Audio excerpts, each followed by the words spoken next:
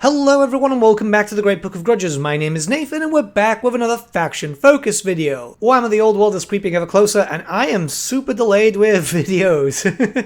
But we do have one faction which is obviously part of the namesake of my channel, the Great Book of Grudges. So yeah, let's talk about the Dwarfs today. A faction which is pretty much always been in a good spot, let's be honest, when it came to Warhammer Fantasy. You could have them castle up and just basically shoot everything before it gets to you, or, in some cases, some of you might not know, but you could make a really aggressive forward-facing dwarf list, which was pretty disgusting.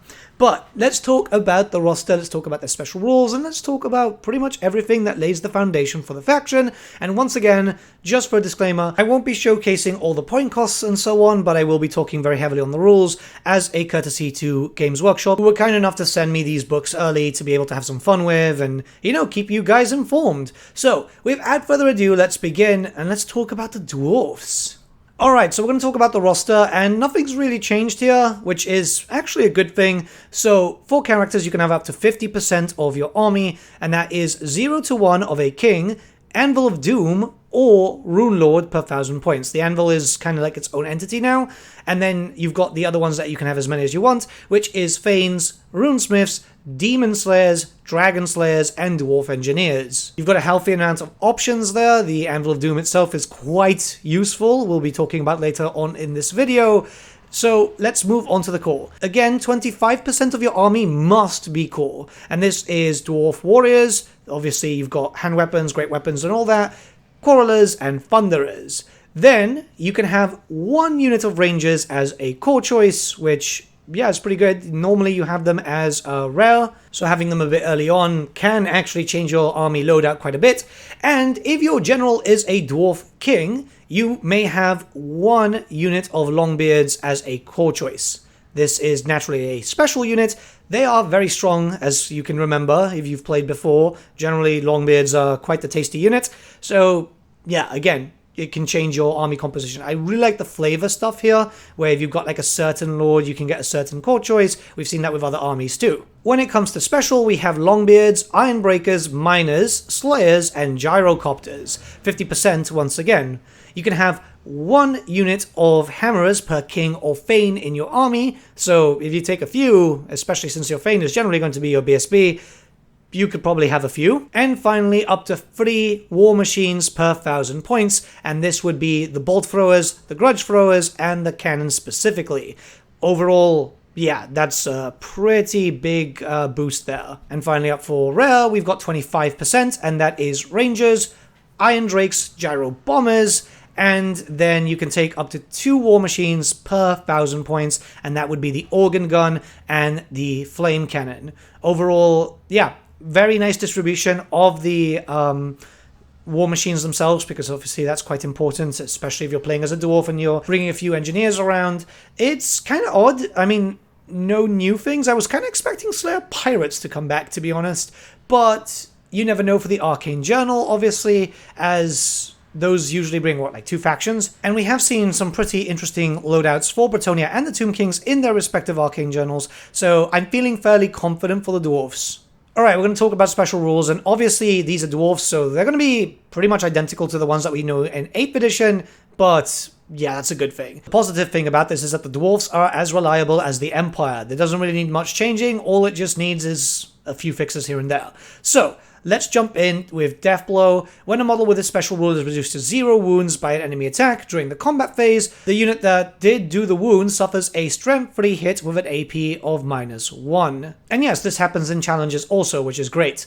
So, next one is Dwarf Crafted. Models with this special rule do not suffer the usual -1 to hit modifier when making a stand and shoot charge reaction. Very good for, well, pretty much a lot of your dwarfs there, mostly range. Next, we have Gromril Armor. A model with a special rule may re-roll any natural roll of 1 when making an armor save roll. Quite useful once again, especially since, well, you know, you're quite heavily armored. You're going to want to keep up and running. You're not going to have that many dwarfs, but what you are going to have is that very dependable shield wall.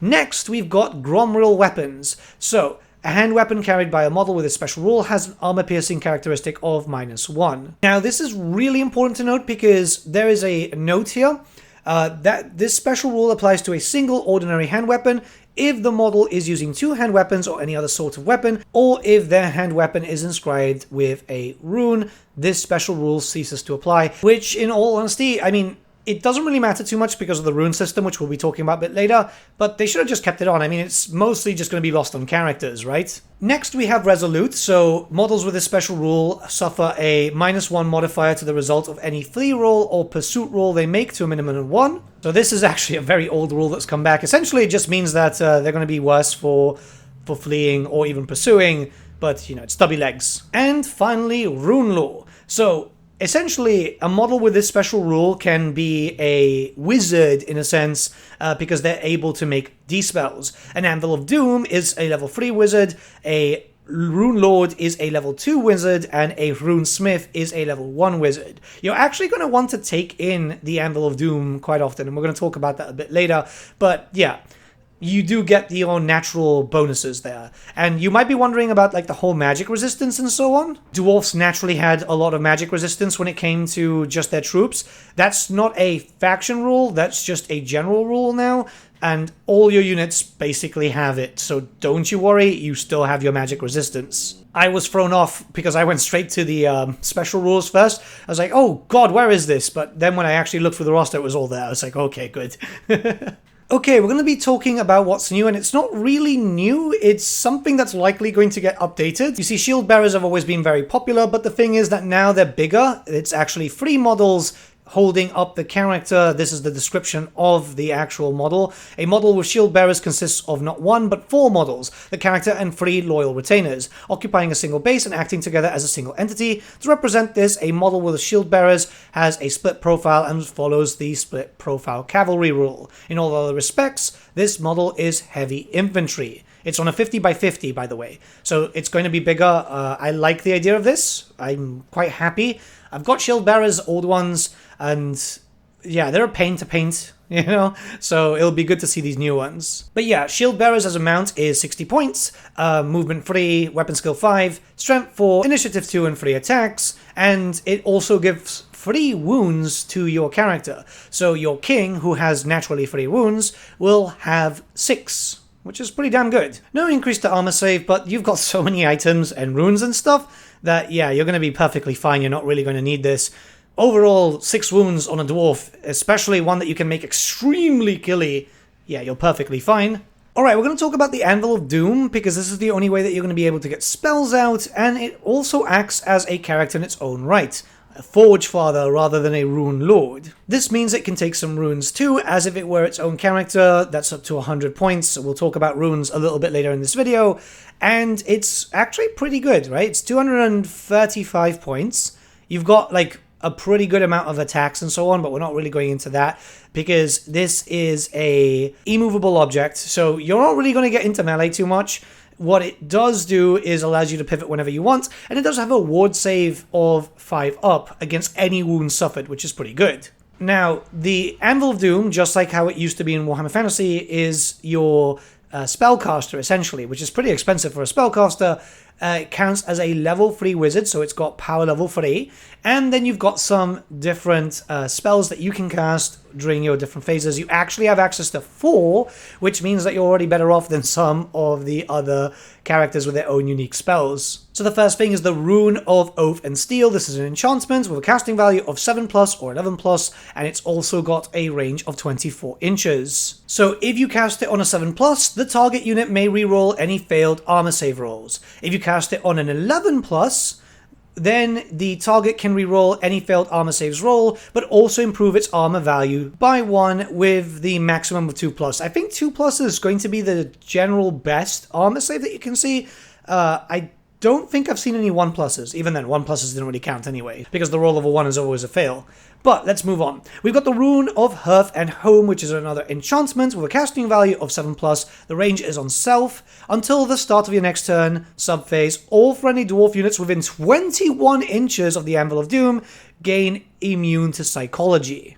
The next one is the Rune of Haste and Urgency. So this is a conveyance spell with a casting value of 10 plus, a range of 24 inches, which is pretty damn tasty. Keep in mind that you can keep pivoting as long as they're in eyesight. And the effect is, if the target friendly unit is not fleeing and has already moved during this movement phase, it may immediately move again. Pretty damn good for dwarfs, who do pack a very strong punch. You want them up there and personal. You can do that with hammerers and something, or longbeards, and yeah, you'll be laughing as you start gaining all that traction. And lastly, we got the Rune of Wrath and Ruin, and this is a magic missile with a casting value of 9 plus, a range of 27 inches, and the effect is the target enemy unit suffers 2d6 strength 4 hits with a AP value of -2, which is actually fairly good. You can get up to 12.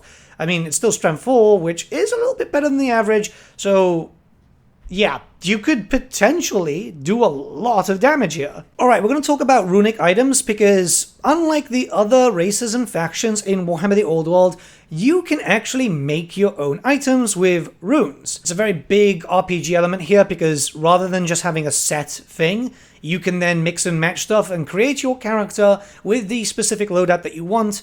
Yes, you can do that with all the other factions, but this one is a bit more out there. So there are 5 categories of runes. This is weapon, armor, talismanic, standard, and engineering. And each of these can be inscribed into your character's weapon or whatever, and that way you can create something really, really special. It's also very important when you're doing your army list to write these down, because it's not like I'm picking up a banner. This is literally I'm inscribing maybe 2 or 3 runes together. And obviously there are rules attached to the runes on how you can use them. One is the rule of 3. No single item can have more than 3 runes. No model can have more than 3 runes from each category. Then is number 2, the rule of form. No item can have a rune not intended for that item. For example, a hand weapon cannot have an engineering rune. Fair play, right? Then is the rule of pride. No 2 runic items in your army can be identical. This applies to items with only a single rune and items with 2 or 3 runes. Then is the rule of jealousy. Each master rune may only be chosen once per army. No item can have more than 1 master rune. Those are usually like really expensive anyway, with the most expensive one I think is around 75 points and the cheapest one is around 25. They could be cheaper. There is a lot of runes, let me just put it that way, a lot of runes. Apologies, the most expensive I've seen is actually 100, which is pretty much your limit. And then finally we've got the rule of duplication. So only runes marked with an asterisk can be duplicated on the same item by combining together and increasing their effect. Some runes last all game, some of them are single use, it's important to know that, but once you start reading through everything, it'll be easier for you to kind of distinguish. So I'll give you some examples here. The Master Rune of Alaric the Mad is 45 points. No armor saves are permitted against weapons inscribed with this rune. Ward saves and regeneration are still allowed, but that's something that can't be replicated. So you'll probably want this on a character that can do a lot of damage, and one that you're actually like really kitting out to really hurt. Rune of Warding has an asterisk, and this is 20 points. You can duplicate this one. Each Rune of Warding gives its bearer a 2+ ward save against a single wound. One of those, I need a clutch moment, which could work quite well. You never know. Sometimes, I mean, still, a 1 can wound you, but hey, it's still a bigger chance, right? And here's a cheaper one, which is actually quite good anyway. Rune of Courage. This one has no asterisks. It's 15 points. A unit carrying a standard inscribed with the Rune of Courage automatically passes any fear or terror test it is required to make. There's loads of runes, actually. Let me count the pages. There's like 6 pages worth of runes, so you're going to have a lot of fun to play around with. If you're used to this in the past, it's pretty much the exact same way, barring like a little bit of a change here and there, just for better distinction. And yeah, you can have a lot of fun with this, honestly. Remember that certain things can be duplicated to give you more bonuses, which is just basically adding a +1 if that's the case. Overall, I think the dwarfs are going to be eating good during Warhammer the Old World. Alright, so we're going to talk about the pros and cons now, because we're pretty much at the end. The dwarfs feel good, but we obviously need to talk about this because there are pros and there are cons. We'll start off with one con first. They're slow, right? These are dwarfs. They're not going to be movable. You can actually make them fairly good in terms of movement, but that's with adding in like maybe runes or certain abilities. In general, they're not going to be the vanguard faction, right? And that's not necessarily a bad thing. If you played the dwarfs in earlier editions of Warhammer Fantasy where you castled up, The pro is that you can still castle up, and obviously it might not be the best gameplay, but keep in mind that your faction is extremely durable, right? Dwarfs can take a punch and they can dish one out too. When you actually get into melee combat, whether that's you going up front or, you know, they come to you, yeah, you're going to be able to slap them down. You've got some of the best great weapons. You can really, really hold them back. Think about a dwarf and shield wall and you're sorted there. Same thing with shooting power, both with range weapons with quarrelers or thunderers, or with your artillery pieces, because you have a lot of different types of artillery. You are pretty much sorted there. You can hit them from really far back. Also remember that your basic thunderers are quite good at melee. Your quarrelers are also good at melee. Your rangers are also good at melee. So you can fire, keep firing, and when they finally get to you, hit them hard. The runic system is fantastic because this means that you can basically create the items that you so wish. You can create really stylized banners or weapon runes. The roleplay aspect is there, and it's much better than any other faction in terms of items. So yeah, I mean, if you like to sit down and just come up with the most disgusting items possible, this is going to be the faction for you. It's really, really good. Right, I am being very positive here, but there is some stuff that we obviously have to talk about. You are susceptible to stuff that is quite fast moving. So when it comes to stuff like fast cav and so on, yes, there is a chance for you to get flanked. You can either castle up, which is a very normal tactic, but also kind of boring. You can spread out, but you have to be prepared for enemies coming through your side and your rear, especially those with flyers or, well, pretty much elves. Elves are very fast moving. Obviously, it's important to say that the pros and cons listed in these videos aren't to like push you towards or away from a faction, but rather this is what's coming for you if you play as this faction. It's always good to know these types of things. That being said, I think the Dwarfs are in a very good place, and if you liked Dwarfs before, if you like Dwarfs in Total War, it's pretty much exactly what you're going to expect here.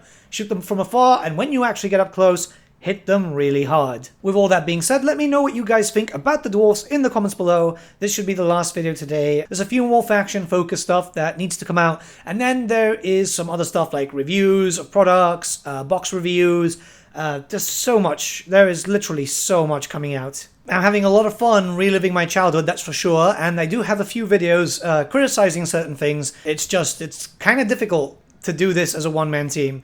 There's someone who asked me, is like, why I haven't spoken about certain things. I've spoken about the, you know, legacy stuff. It's just, I'm one person. This channel is one person, dude. And, like, a lot of these other channels are, like, teams of 5 upwards. So, yeah. Let me get to it with time.